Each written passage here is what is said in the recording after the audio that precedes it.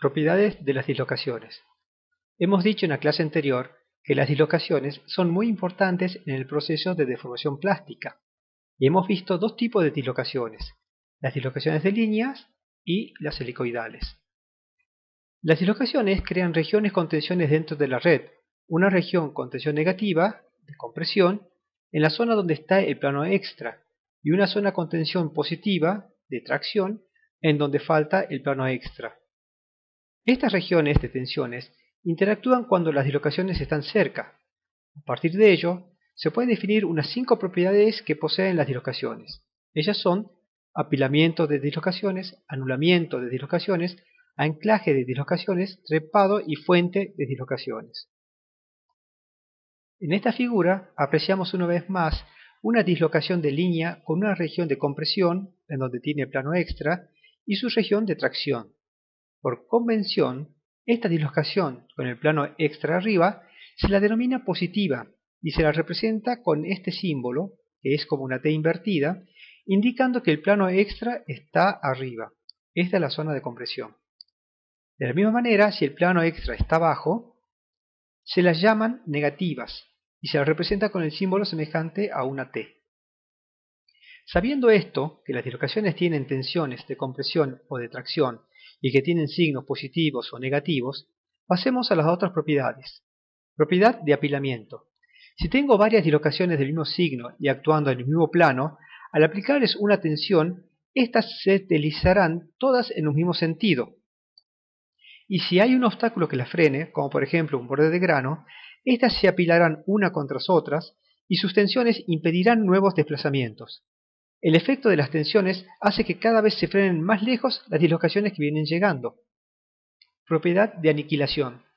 En cambio, si tengo dos dislocaciones en el mismo plano, pero esas dislocaciones son de signo contrario, puede suceder que al aplicarles una tensión, en el caso del ejemplo una tensión mayor que 0, ambas dislocaciones caminen para encontrarse una con la otra y desaparezca la dislocación, es decir, existe un aniquilamiento de la dislocación. O puede ocurrir que con una tensión aplicada de signo contrario, menor que 0, las dislocaciones se alejen una de otras. Propiedad de anclaje.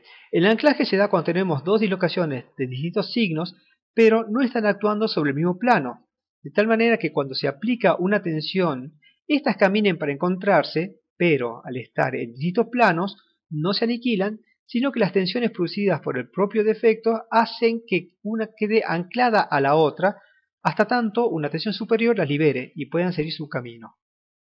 Trepado de dislocaciones.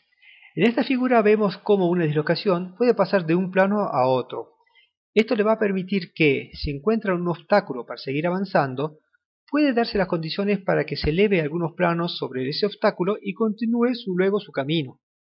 Manantial o fuente de Frank Read. En 1950, los investigadores Frank y Read observaron que la deformación producida en algunos metales era mayor a la esperada, de acuerdo con el número de dislocaciones que tenía el material. Entonces, propusieron un mecanismo de creación de nuevas dislocaciones, que es el que se grafica en la figura. Se parte de una dislocación lineal que se frena por la presencia de dos obstáculos y pasa a ser una dislocación mixta, que va creciendo hasta cerrarse en sí misma. Estas son dos dislocaciones helicoidales de signo contrario actuando en el mismo plano y se aniquilan. Y a la vez crean una nueva dislocación lineal.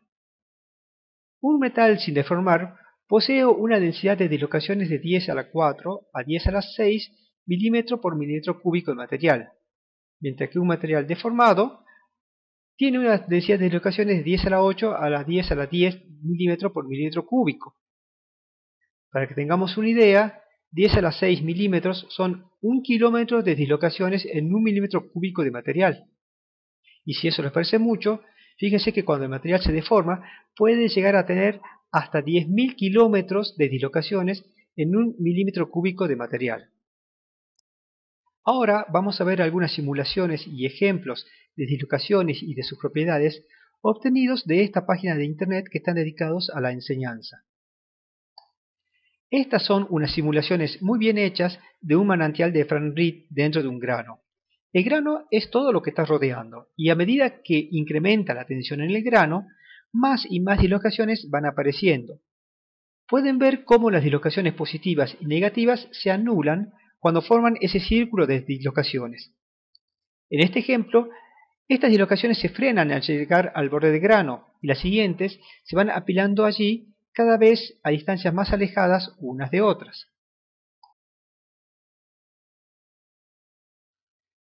En esta simulación vemos dos dislocaciones con signo contrario que con la misma tensión avanzan en sentidos contrarios, pero como no están en el mismo plano, cuando se tienen que cruzar una por arriba de la otra, se frenan hasta que la tensión aplicada haya superado esa tensión que les hacía frenar, y entonces sí, siguen avanzando.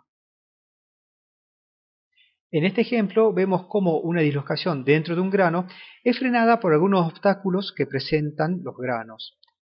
Estos obstáculos pueden ser, entre otros, los defectos puntuales que hemos visto antes, átomos intersticiales, sustitucionales o vacancias. También pueden ser algunas segundas fases precipitadas dentro del grano, defectos volumétricos, pero en este caso los defectos tendrían que ser mayores, como veremos hacia el final. Aquí vemos varias dislocaciones que se encuentran con un borde de grano y se frenan, otra vez hasta que la tensión aplicada sea mayor a la tensión que frenan esas dislocaciones. Entonces sí pueden seguir avanzando.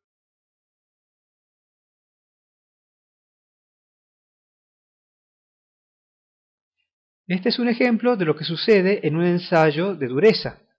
Cuando la impronta penetra en el material, en la superficie, en la parte de arriba, crea una gran deformación plástica y las dislocaciones se mueven en todas direcciones.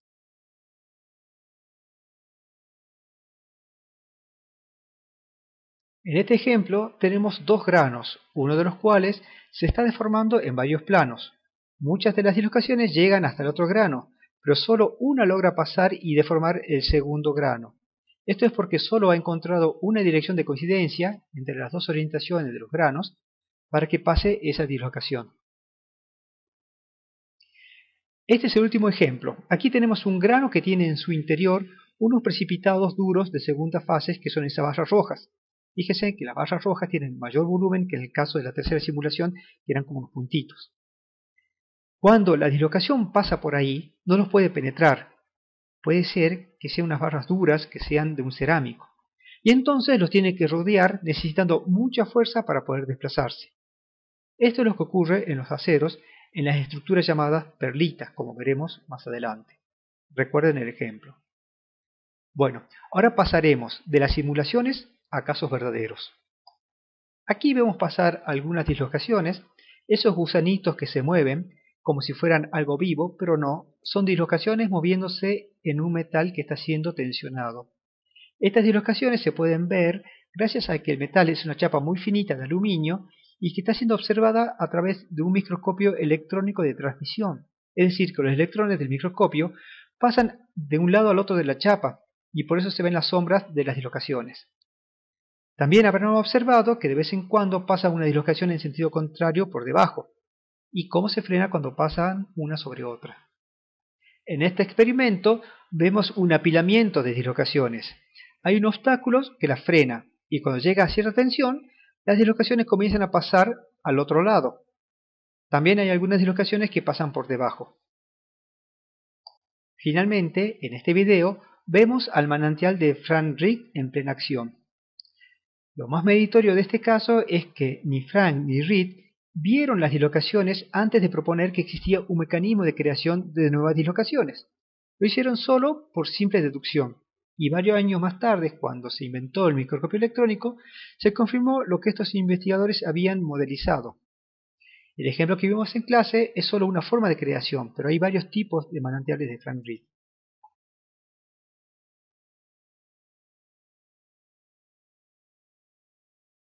Hemos llegado al final de la clase y los temas que hemos visto son, bueno, apilamientos, dislocaciones, anulamiento, anclaje, trepado y fuentes de dislocaciones.